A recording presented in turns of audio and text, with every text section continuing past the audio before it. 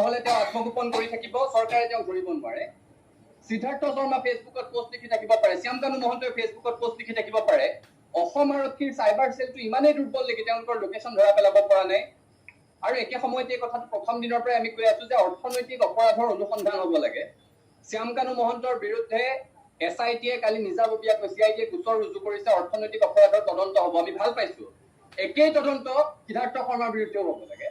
কাৰণ জুবিন গাৰ্গৰ কেইবাগৰাকীও সহশিল্পীয়ে কথাটো স্পষ্টভাৱে ৰাজহুৱাকৈ কৈছে যে যেতিয়া সিদ্ধাৰ্থ শৰ্মা বোলা ব্যক্তিজন জুবিন গাৰ্গৰ ওচৰত প্ৰথম আহিছিল, এখন ভেস্পা লৈ আহিছিল।